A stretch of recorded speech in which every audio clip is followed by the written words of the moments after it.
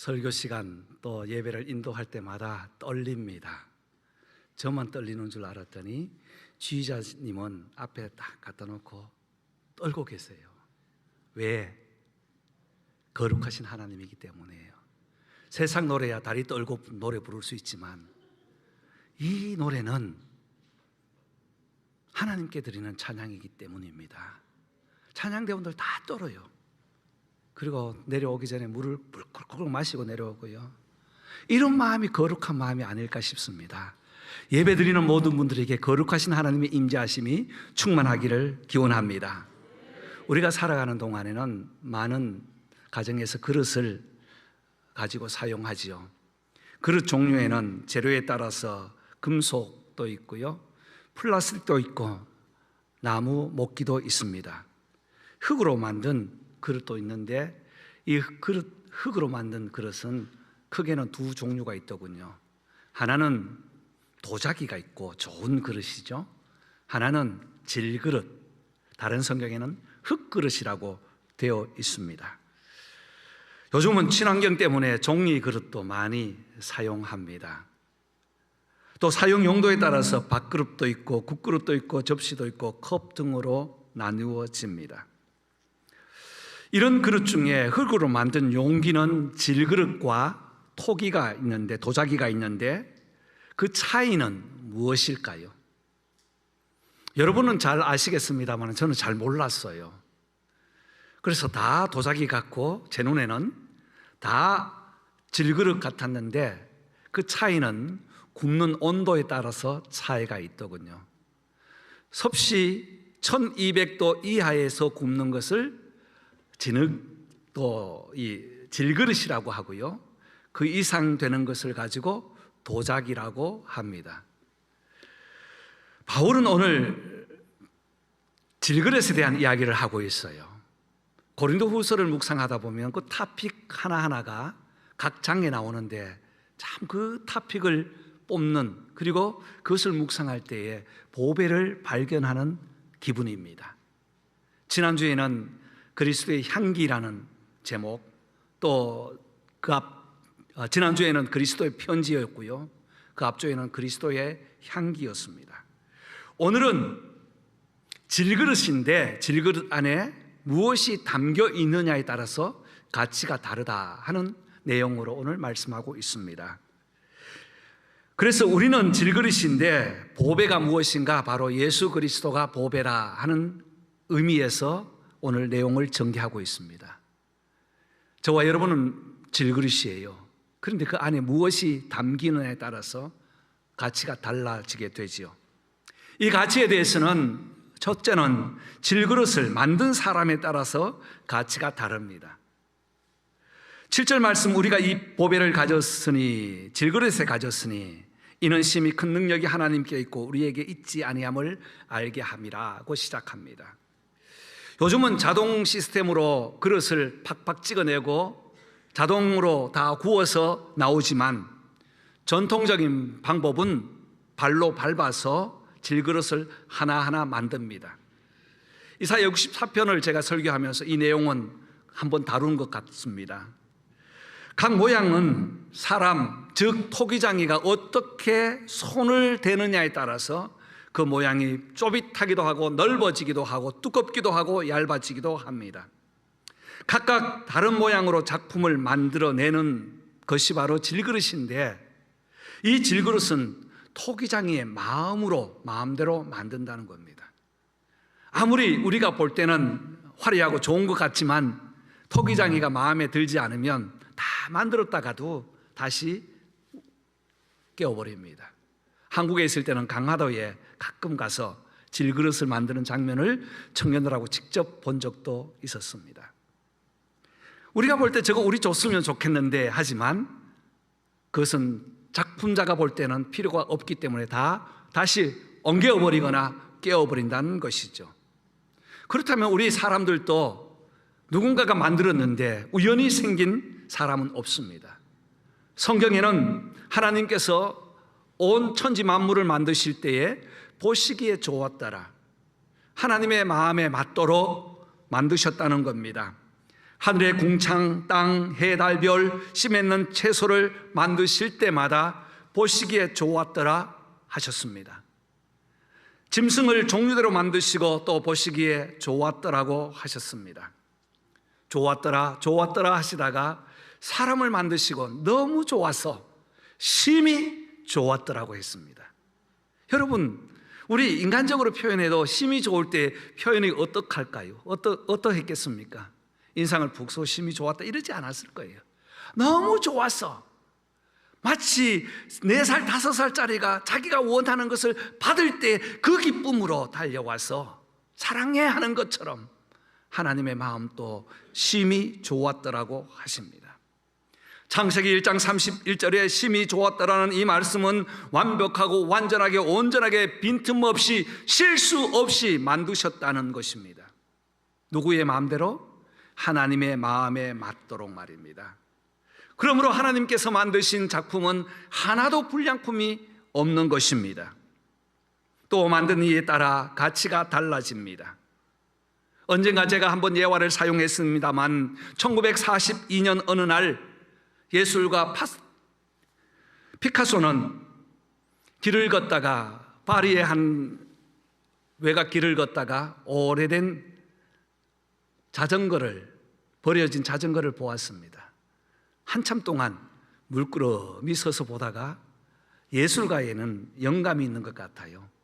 퍼쩍 떠오르는데 저 안장을 떼내어 가지고 작품을 만들겠다 하는 생각이 떠올랐던 것 같아요.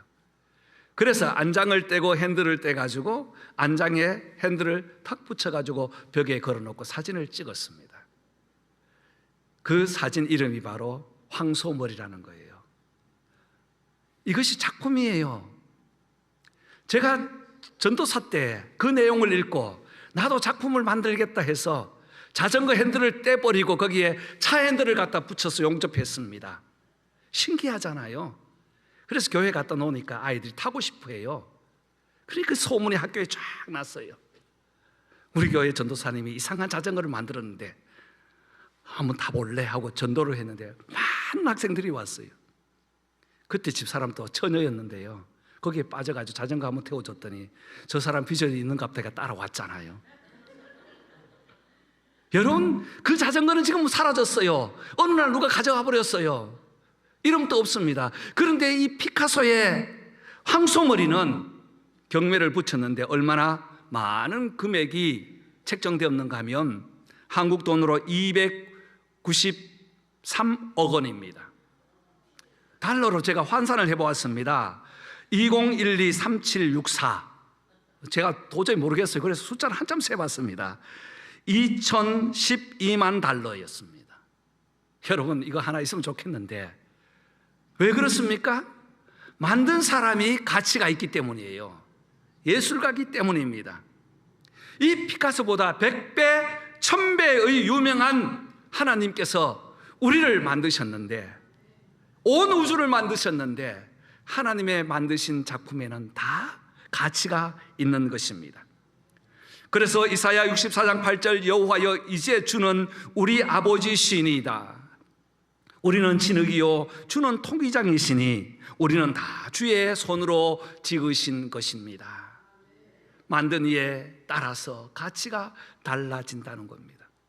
적어도 우리 인생을 생각할 때 하나님이 만드신 작품 2000억보다 만불보다 더 비싼, 더 예술적 가치가 있는 하나님이 만드신 작품이라고 생각할 때 적어도 어깨를 착 펴고 살아야 되지 않겠습니까? 뿐만 아니라 그 도자기에는, 그 질그릇에는 담긴 것에 따라서 차이가 있다는 거예요. 재떨이와 꽃병은 같은 흙으로 만들었지만 가치가 달라요. 꽃병에는 화려하고 향기나는 꽃이 꽂히지만 재떨이로 쓴다면 거기는 냄새나는 것만 아마 모이게 될 것입니다. 무엇을 담는가에 따라 보관 방법과 관심도가 달라지듯이 보배 때문에 그릇의 가치가 달라지는 겁니다. 우리를 하나님께서 만드셨다면 하나님께서 가치 없이 만들지 않았습니다. 가장 보배로운 것을 담기 위해서 우리를 만들어 주셨다는 거예요.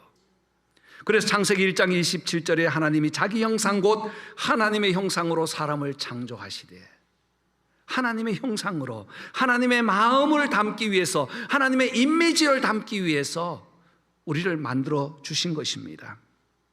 이미지를 담은 이후에 요엘서 2장 28절, 지난 수요일 날 우리 성경 공부하면서 공부했는데, 내가 내 영을 부어주리니 자녀들은 예언할 것이요 청년들은 환상을 보고 아비들은 꿈을 꾸는 그러한 그릇으로 만들어 주셨습니다. 남자와 여종들에게 하나님께서 마음껏 부어주시는데 이것이 바로 성령님이라는 겁니다. 나이와 신분에 관계 없습니다. 성별을 초월합니다. 성령을 담아주시면 성령의 사람이 되는 것입니다. 이 말씀은 바로 하나님의 비전을 가지고 살아라는 하나님의 귀한 메시지가 있는 것입니다. 하나님은 만드시고 나서 그 마음에 성령의 인을 꽝 치셔서 너는 내 것이라고 인정해 주셨습니다. 사랑하는 성도 여러분, 저와 여러분, 질그릇 같은 연약한 존재이지만 하나님의 마음을 담고 계시기에 오늘도 만드신 그 하나님에 따라서 우리는 가치 있는 존재로 하나님께 감사하는 질그릇 되시기를 주님의 이름으로 축복합니다. 또 하나는 8절과 9절 말씀 보면 질그릇에 담겨진 보배는 능력이 있다는 것을 우리에게 말씀합니다. 8절, 우리가 사방으로 우겨싸움을 당하여도 쌓이지 아니하고 답답한 일을 당하여도 낙심하지 아니하며 박해를 받아도 버림받지 아니하며 거꾸로 뜨림을 당하여도 망하지 아니하고. 여러분, 여기에 보면 어려운 일들은 세상의 것 다 모아놓은 것 같아요. 사방으로 우겨싸움을 당했습니다. 답답한 일이 있습니다. 낙심되고 낭망되는 일이 있습니다. 외부로부터 박해를 받습니다. 버림받습니다. 거꾸로 떨어서 만신창이 되어버립니다. 그래도 다시 일어날 수 있는 것은 질그릇 같은 우리 속에 보배가 있기 때문입니다. 여러분, 먼저는 질그릇은 나약합니다. 저와 여러분 나약해요. 강한 사람 없어요. 아무리 강하다고 해도 100년 지나면 다 다리에 힘이 없어서 후들후들 걸어갑니다. 100년이 아니라 요즘은 예측할 수가 없어요. 사람이 만물의 영장이라고 하지만 창조물 중에 보면 가장 연약합니다. 파리나 모기같이, 또 벌레같이, 나르는 새같이 날개도 없습니다. 물고기처럼 아가미가 없어서 물속에 들어가서 숨을 쉴 수가 없어요. 그런데 신기하잖아요. 물고기는 물속에서도 숨을 쉰다니까요. 하마와 악어 같은 두꺼운 가죽도 아니에요. 조금만 이 가시가 찔려도 아파요. 곰이나 사자 같은 맹렬한 이빨이나 발톱도 없습니다. 여러분, 눈은 어떻고요? 독수리는 저 위에서 200배의 돋보기를 가지고 이 자기의 먹잇감을 찾고 다니는데 우리는 10m도 20m 앞을 흐릿하게 봅니다. 점점 이제는 그 앞에 있는 것도 흐릿하게 보이죠. 이 앞에 있는 책도 보이지 않아서 이렇게 보잖아요. 연약해요. 야간에 뚜렷이 볼 수 있는 부엉이 눈도 없습니다. 재료들 보면 플라스틱이나 철처럼 문제 있으면 고쳐 써야 되는데 문제 있으면 고치다고 고쳐도 그 수명이 얼마 되지 않아요. 질그릇은 나약한 존재입니다. 깨어져 버리면 재활용이 되지 않습니다. 그런데도 불구하고 이 나약한 존재에 담긴 보배는 능력이 있는 줄 믿습니다. 그래서 우리가 능력이 있는 거예요. 열왕기하 6장에 보면 도단성에 이제 아람 군대가 쳐들어왔습니다. 포위를 해버렸어요. 그래서 그 안에는 게하시와 엘리사가 있어요. 게하시가 벌벌 떨고 와서 엘리사 선지자에게, 선생님, 지금 아람 군대가 주위를 꽉 둘러서 있습니다. 어떡하죠? 이 아람 군대는 이 포위를 해서 안에 있는 사람들, 그들에게 말려서 굶겨서 죽이려는 계획이었습니다. 그런데 엘리사가 본 것은 그것이 아니었어요. 게하시는 눈에 보이는 군병들을 보았지만 엘리사는 그렇지 않고 16절 말씀에 두려워하지 말라, 우리와 함께한 자가 저와 함께한 자보다 많으니라. 하나님의 군대를 보게 된 것입니다. 천군 천사가 자기의 주위를 돌보고 싸고 있는 것을 보았기 때문입니다. 이 연약한 질그릇 안에 있는 보배는 보호해주는 능력이 있습니다. 눈에 보이는 군대보다 눈에 보이지 않는 군대를 보고 살아가는 엘리사처럼 저와 여러분 안에 계시는 성령님은 눈에 보이지는 않지만 우리를 친히 보호해 주시고 우리에게 살아갈 수 있는 힘을 허락해 주시는 능력이 있는 분인 줄 믿습니다. 그래서 바울은 우겨 싸움을 당하여도 답답한 일을 당하여도 보이지 않는 군대가 있기 때문에 그는 힘이 있다는 거예요. 박해를 받아도 어떻게 된다고요? 박해를 받아도 쓰러지지 않습니다. 버림받지 않았습니다. 이 박해라는 이 단어는요, 사냥꾼이 그 사냥할 목표물을 발견했을 때 쫓아가는 그 상태를 가지고 박해라고 해요. 맹수가 먹이를 발견했습니다. 어떻게 지나칩니까? 아니잖아요. 끝까지 따라가잖아요. 여우가 토끼를 발견했어요. 그럼 토끼는 도망을 하는데 여우는 어떻게 해요? 따라가죠. 계속 따라가요. 스탑하면 스탑하고요. 돌아서면 돌아서고. 사냥꾼도 마찬가지예요. 사냥하러 가서 그 사냥감을 발견했다면 어떻게든 조준을 하고 있지 않습니까? 이것을 박해라고 해요. 다시 말해서 박해는 허리무리하게 해가지고 왔다 가는 게 아니고요, 맹렬하게 공격한다는 것입니다. 그런데 박해를 받아도 버림받지 않았다고 합니다. 지나치는 박해가 아니었습니다. 의도적으로 밀려오는 박해였습니다. 그럼에도 불구하고 질그릇 속에 있는 보배는 박해 속에서도 버림받지 않고 박해를 이겨낼 수 있는 능력을 허락하여 주시는 줄 믿습니다. 또한 그 능력은 믿음을 주시는 믿음의 능력이었습니다. 원래 이 믿음이라는 말이 시작될 때 여러분, 믿음이 무엇입니까? 내가 무엇을 의지하고 확신하는 건 믿음? 맞아요. 이 믿음이란 말이 시작되는 단어에는 벽에 기댄다라는 의미가 있습니다. 여러분, 벽에 기댈 때에 흔들흔들하는 벽에 금이 가면 여러분 기댑니까? 기대지 않습니까? 한 15도쯤 기울어져 있어요. 기댑니까? 기대지 않습니까? 절대 기대지 않습니다. 벽에 기대는 것은 벽에 기대어도 벽이 넘어지지 않는다는 확신이 있을 때에 벽에 기대서 앉는 것이죠. 이것이 믿음이에요. 단순한 단어 같은데 그 의미를 보면 얼마나 큰 의미가 있는지 모릅니다. 그렇습니다. 우리가 질그릇 같아도 예수님과 성령님이 우리의 마음에 담겨질 때에 동서남북의 고난이 죄어들어 움츠림이 있어도 난처한 일을 당하여도 절망하지 않고 핍박을 받아도 버림받지 않고 거꾸로 뛴을 당하여도 망하지 않고 오뚜기처럼 넘어졌다 일어나고 넘어졌다 일어나는 것이 바로 보배의 능력인 줄 믿습니다.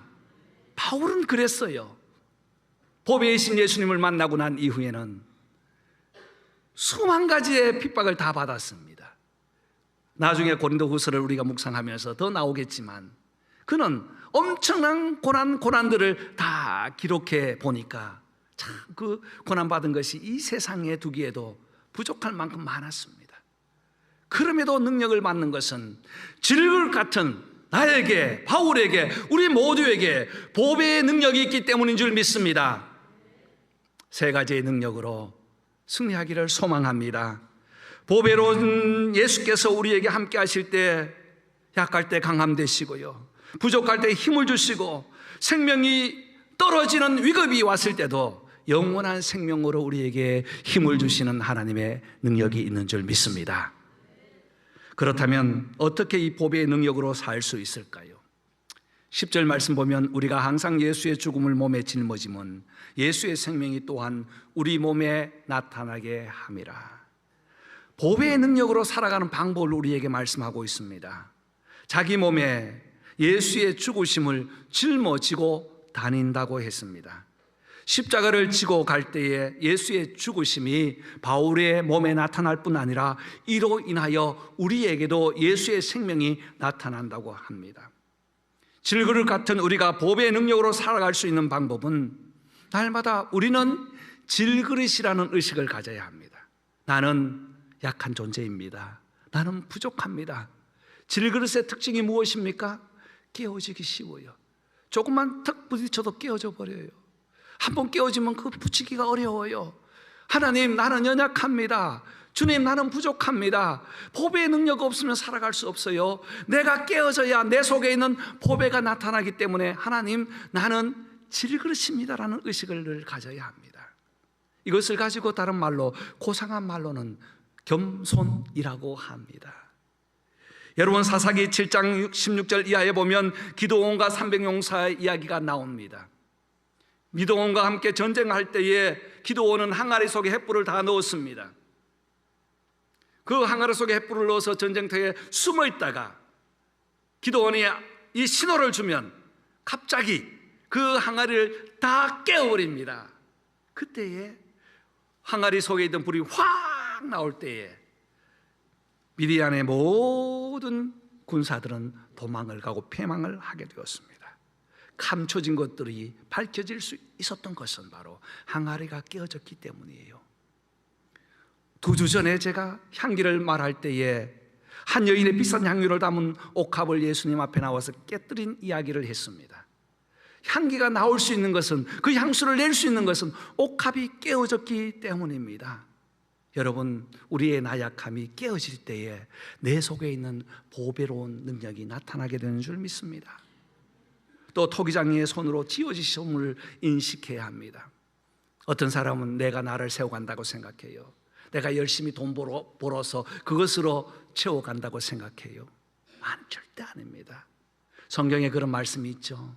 부자가 차곡차곡 쌓아준, 그리고 풍년이 들어서 많은 곡식을 거둬들여서 더 창고를 확장하여서 오늘은 괜찮다, 내일은 괜찮다, 한 5년 10년은 흉년이 와도 괜찮다고 생각할 때 뭐라고 주님 밤에 말씀하십니까?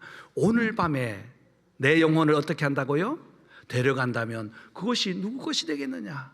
아무것도 아니에요. 그래서 우리는 토기장으로 지어졌음을 인식하면서 살아가야 돼요. 하나님, 내 인생을 주관하여 주옵소서. 나는 주님의 것입니다.